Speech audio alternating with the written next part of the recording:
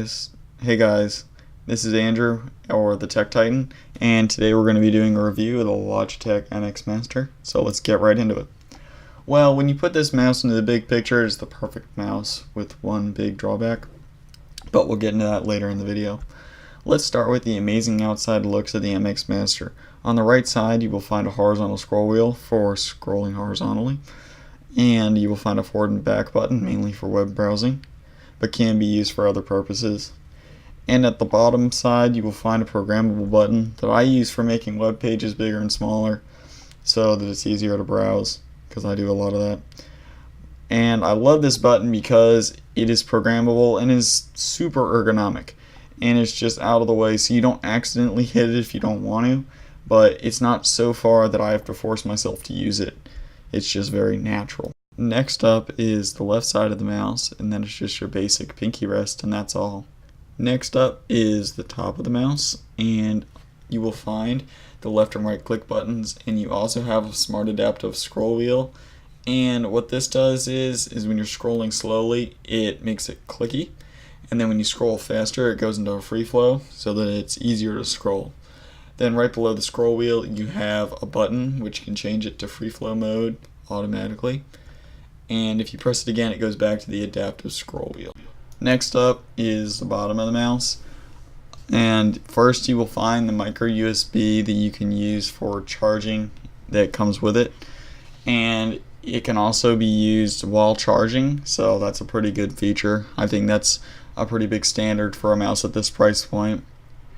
And then the MX Master's power switch is below that, and then below that is the connection button, and you can use that to link through Bluetooth, or they have a little dongle that you can plug into your computer if your computer does not support Bluetooth. Then there's the movement sensor, which is a dark field laser, which I'll talk about in a second.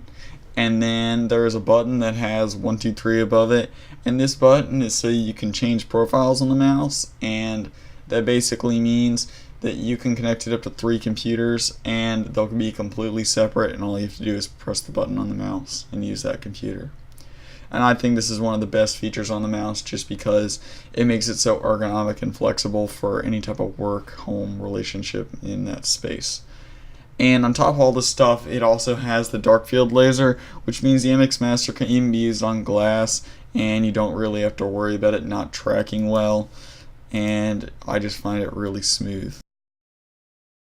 And next up we have the internals of the mouse, which for the dark field sensor, it has a normal value of 1000 dpi, and that doesn't sound too high, but it makes it really smooth, and you can adjust how sensitive it is in the included software. The minimum dpi you can go down to is 400, and then the maximum you can go is 1600 in 200 dpi little sections. And I think that's the perfect mouse DPI settings for office use, and personally I do use it for gaming. And next up is the drawback. If you remember at the start of the video I said that there was one big drawback. Well, it's the price. The price is really hefty at $100. This price point really sets this mouse at a whole nother weight class. Now, do I think it's worth it? Definitely. This mouse is high quality. It definitely is a really high quality mouse, and it's just amazing. The weight's good, the DPI is perfect for what it's used for, and it's just great for on the go or in any situation really, if you look at the ergonomic perspective of it.